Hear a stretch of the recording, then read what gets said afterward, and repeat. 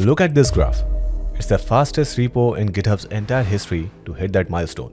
100,000 stars in just few hours. And this isn't a new framework or a product launch. It's a reconstruction of Anthropic's internal tool that was never supposed to be public. So what's inside that made 150,000 engineer plus to stop and pay attention? And that's what we are breaking down today. How Claude Code actually works under the hood and what you as an engineer can learn from it. Let's get started.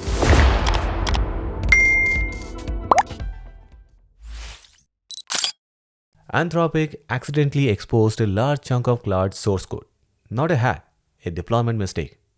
Now, Claude Code is Anthropic's own AI coding agent, written in TypeScript. And here is roughly what happened.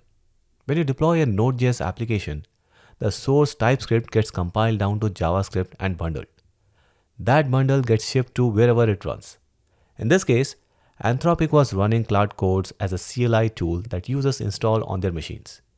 And at some point, the bundle that ended up on user machines still contained the original TypeScript source maps. Source maps are files that map the compiled JavaScript back to the original source code. And they exist to make debugging easier in development. They should never ship to production, but they did. So anyone who looked inside their Claude Code installation directory found not just the compiled JavaScript, but the full original TypeScript source, CLI.mjs, sitting right there. No reverse engineering needed, no decompilation. Just open the folder. And within hours, someone had gone through it and started rebuilding the core architecture from scratch in Python. Not copying it line by line, reading it, understanding the patterns, and re-implementing the same ideas cleanly. That distinction matters legally. A clean room rewrite means you study how something works and rebuild it independently. You don't copy the original code. The Python version came together fast because the architecture is not that complicated once you see it laid out. A loop, a tool registry, a memory system, a few hundred lines of Python gets you a working skeleton. Then that Python version got ported to Rust. Rust for performance, memory safety, and because shipping a single compiled library is much cleaner than distributing a Python script with dependencies. The Rust port is where most of the active development is happening now. That whole sequence, from exposure to working Rust implementation, happened in roughly 24 hours, driven mostly by engineers using AI tools to accelerate the porting work. So let's look at what they actually found inside. You give the agent a task. The agent receives it, and instead of replying once, it starts a loop. At each step of that loop, it calls a tool. Every tool call passes through a checkpoint called hooks first. Tools are how it actually does things. Read a file, run a shell command, search the web. The result comes back through hooks again and goes to the agent. Everything gets written to memory so the agent stays oriented across the long task. And if the task is big enough, the agent spins out sub-agents to handle pieces of it in parallel. Before any of this starts, the agent loads context. Your project conventions, your preferences, reusable skill sets, all loaded before the first loop runs. All of that together is Claude Code, a reasoning loop, a tool layer, memory, sub-agents, and context loading. Now let's take each piece apart. Everything starts with the loop. You give it a task, instead of calling the AI model once and returning an answer, it keeps going. Here is roughly what that tool looks in code. The model decides what to do. A tool runs, the result comes back, the model looks at it and decides the next step. This keeps going until the task is finished. It's the same pattern you'd use in any automated workflow. The difference is the model is making the decisions at each step instead of hard-coding logic. Now the question is, what tools does the model actually have access to? The original TypeScript source has over 20 tools. Reading files, writing files, running shell commands, searching the web, pattern matching across a code base. Each tool has a simple description so the model knows when to use it. The model reads that description, decides it needs to run a command, and calls a bash tool with the right input. The important design decision here is separation. The model handles the thinking, the tool layer handles the doing. The model never directly touches your file system or runs commands itself. It makes a request, the tool executes it. The results come back. But there is more to the tool layer than just running commands. There is a checkpoint on every single tool call. And that checkpoint is called hooks. Before any tool runs, you can intercept it, inspect what the agent is about to do, modify the input, or block it entirely.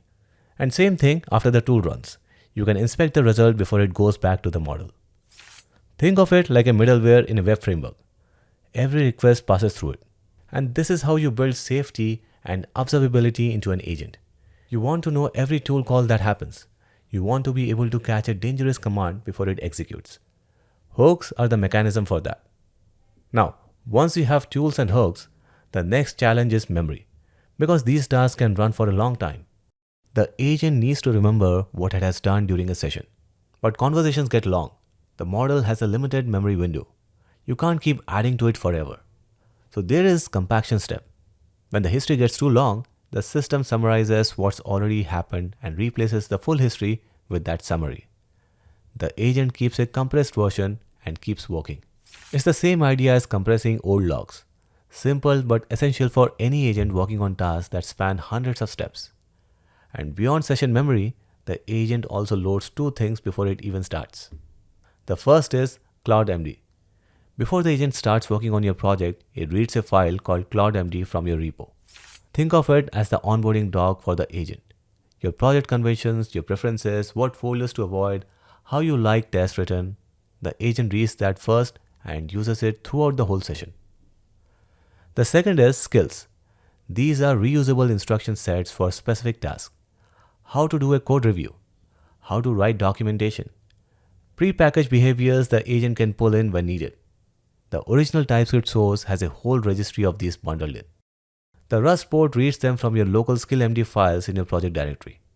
So the agent knows your project from CloudMD, knows how to handle specific tasks through skills, and can run any tool it needs through the tool registry. But there is one more capability that changes the picture entirely. The agent can spawn other agents. When a task is too complex to handle in a single thread of work, the main agent breaks it into pieces and delegates each piece to a sub-agent. Each sub-agent runs its own loop focused on one specific thing. Code review, test generation, security scanning, they do their work and report back when done. What's elegant about this is that spawning a sub-agent is just another tool in the registry called agent tool. The orchestrator calls it exactly the same way it calls the bash tool or the file reader. The system stays consistent all the way through. This is just a distributed system. An orchestrator figures out what needs to happen. Workers handle the individual pieces. Coordination happens through a clean interface. Every design decision in here is something you have seen before in other contexts. The agent loop is a worker processing a task queue. Tools are a service interface layer. Hooks are middleware. Memory compaction is like log rotation. Sub-agents are like worker nodes in Node.js. And CloudMD is just configuration. None of this is magic. Understanding how an agent loops work, how tools are wired up, how memory gets managed, how sub-agents coordinate, that's the new distributed system literacy. And the engineers who get comfortable with these patterns now are going to be the ones designing what comes next. Do let me know in the comments, maybe in a future video, we build a minimal agent loop from scratch and wire up a basic tool so you can see exactly how this fits together in real code. Do subscribe if you found this video useful.